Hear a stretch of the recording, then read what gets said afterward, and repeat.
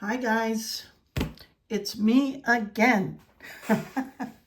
I thought I would do just a short video on exactly how I made these cool custom bales that you can either soft solder stamp or you can do your metal stamp on them because it's just tin, and that's after all what soft solder is mostly made of. Some of the soft solders are 99 point whatever tin. Silver Gleam, I think it's like 95 or something, 94 point something. So it's majority tin, and even this one, I custom made that. And I really, really love it. It's just easier for me. So this is about a 26 gauge, and all the supplies will be listed. And just, clean it off a little bit. I just use my little Dremel.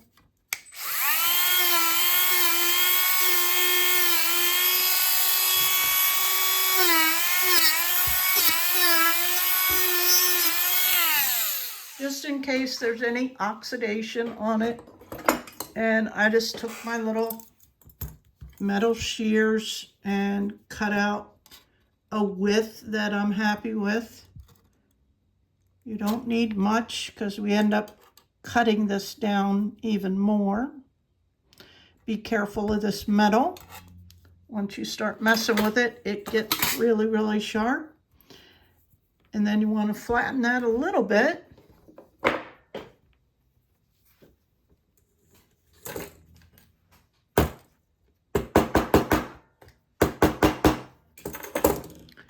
And then all you have to do, probably don't even need flux on it really, because it's tin. It won't melt like pewter would. Let me have my stamp ready. There is my stamp. There it is. You only need a little bit of solder. And you don't need to press very hard. Just lightly. Otherwise it'll go rolling off everywhere. If you don't like the design, just reheat it. Right?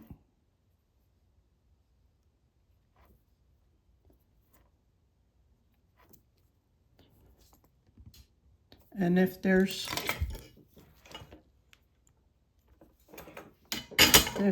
is a little bit of overhang, and this will cool real quick. If there's a little bit of overhang, just melt it off. Okay, and once that's cooled, you can take either round nose pliers, or I like to make my step bale making pliers. Decide on the size you want.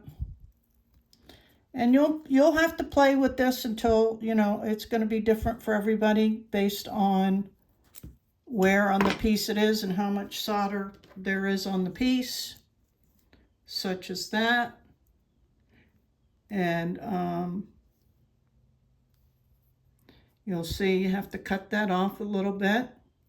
You don't want that to overhang. You just use, again, your metal shears for that.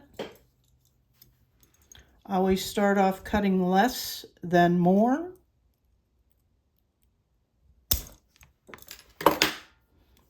And then test it. Which was the top? And this was the top.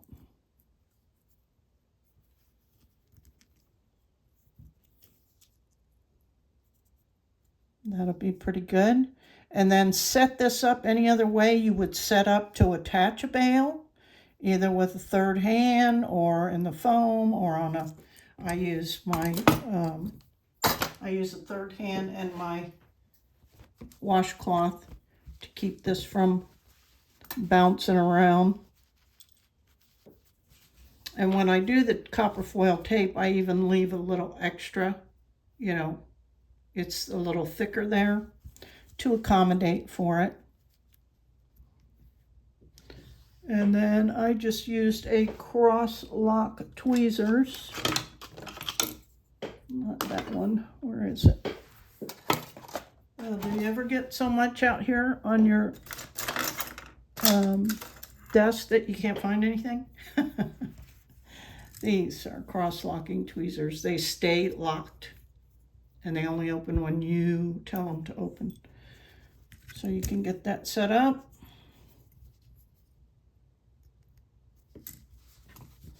And this takes a little finagling. You know, that's a favorite word of mine. All right. Flux it a little bit. And attach.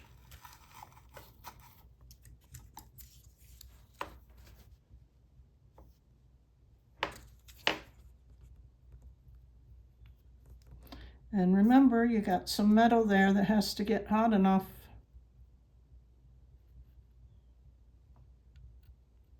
to accept the solder.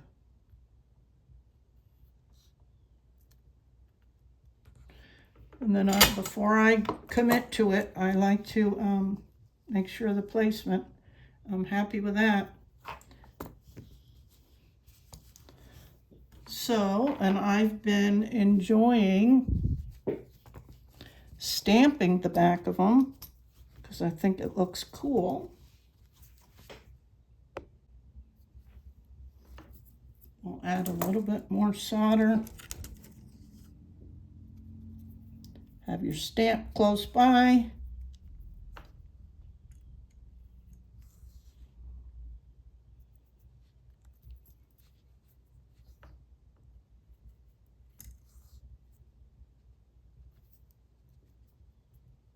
Right.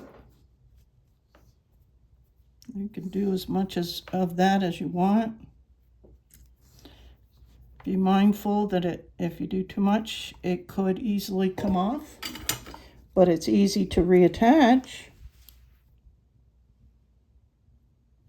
Right? Cool. I love it.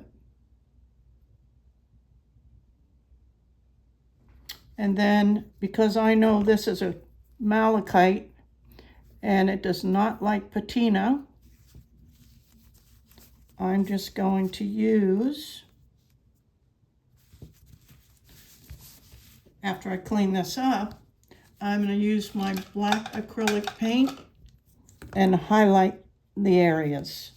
So I'll do that and I'll show you the results. Okay, here's the cool bale. And I stamped the back. I think it looks so cool. And if you haven't seen the last video, check it out.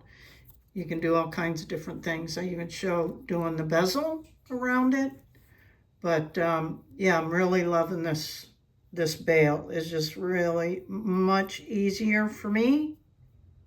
And you might find it easier too. So I hope you enjoyed this little video. I appreciate y'all's support. Keep it coming. Until next video, bye.